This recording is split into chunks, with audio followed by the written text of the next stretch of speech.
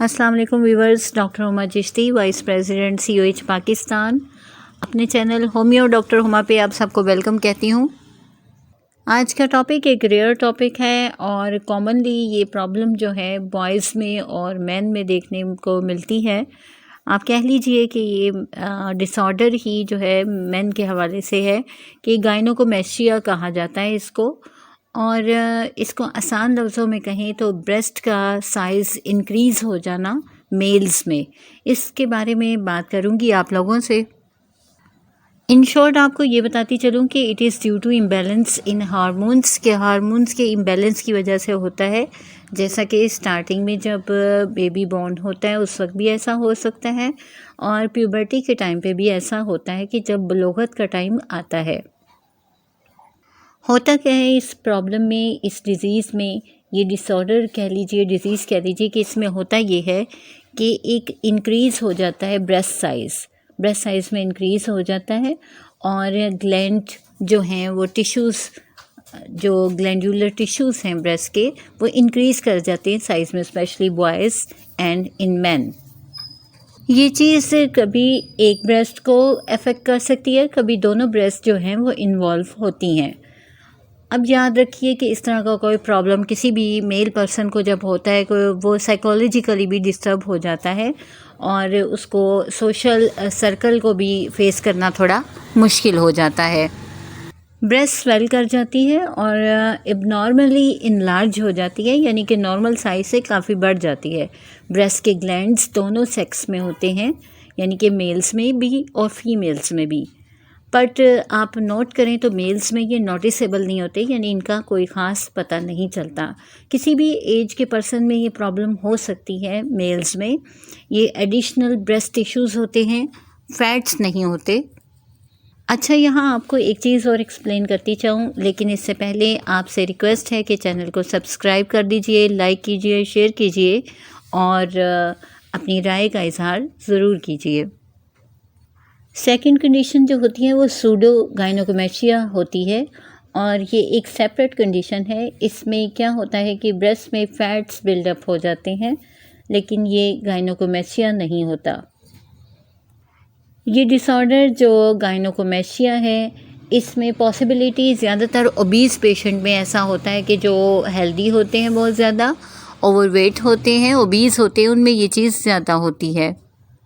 याद रखिए, breast formation के हवाले से आपको एक बात बताती चलूँ कि ये डेंस ग्लैंडुलर टिश्यूज़ होते हैं, जो फैटी टिश्यूज़ होते हैं, इस पे कंसिस्ट करती है ये और इससे जो है ब्रेस्ट की फॉर्मेशन होती है।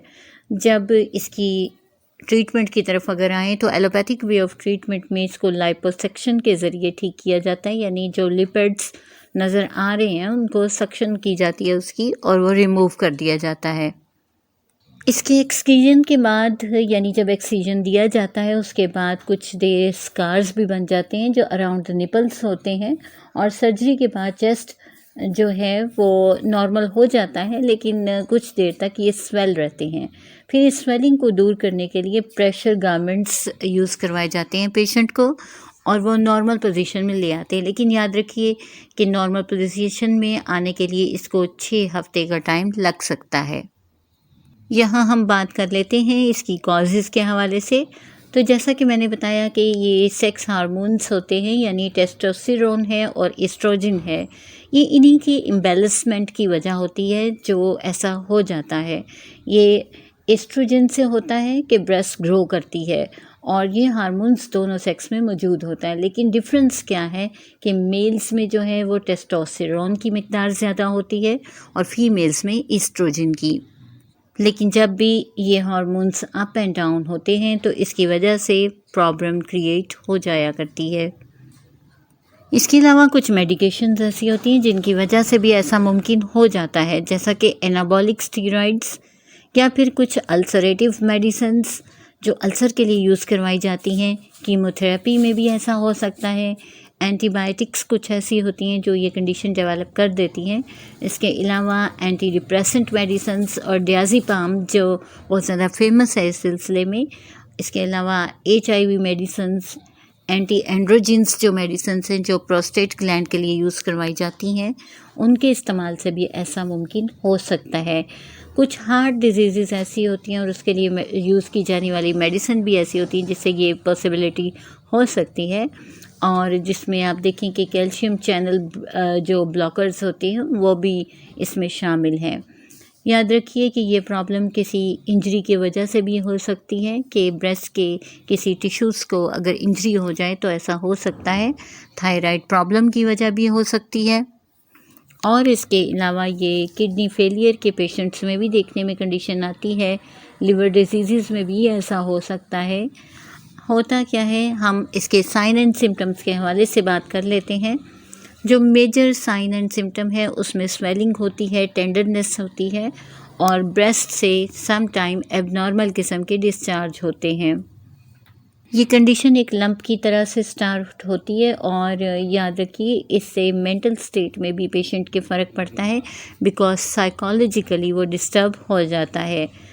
यहाँ हम डायग्नोसिस के हवाले से बात करते चलें कि ब्लड टेस्ट के ज़रिए भी ये चीज़ मालूम की जा सकती है। यूरिन टेस्ट, मैमोग्राम करवाया जाता है, बायोप्सी होती है, और LFT के ज़रिए, इसके अलावा यूरिन टेस्ट होता है, उसके ज़रिए हार्मोन स्टेरॉयड टेस्ट होते हैं, उनके ज़रिए भी चेक की जा सकती है ये प्रॉब्लम, और हार्मोनल इम्बैलेंसमेंट को चेक करके असेसमेंट हो जाती है। जी हाँ, अब हम बात कर लेते हैं होम्योपैथिक मेडिसिन के हवाले से। तो हमारी होम्यो मेडिसिन्स बहुत ही अच्छी मेडिसिन्स हैं इस सिलसिले में, लेकिन याद रखिए कि मेडिसिन के साथ साथ ऐसे पेशेंट की काउंसलिंग भी बहुत ज़रूरी होती है। होम्यो में मोर देन 200 मेडिसिन है जो इस प्रॉब्लम के लिए यूज़ की जा सकती हैं। उनमें एक मेडिसिन है हमारी कोनियम, उसका मैं ज़िक्र करती चलूँ कि ब्रेस्ट टिश्यूज़ जो हैं अफेक्ट हों तो उसमें ये यूज़ की जाती है। इसके अलावा कैलकेरिया फॉस है, जहाँ पर ग्लैंड्स की इनलार्जमेंट आ जाए तो वहाँ पर हम इसको यूज़ करते हैं। फिर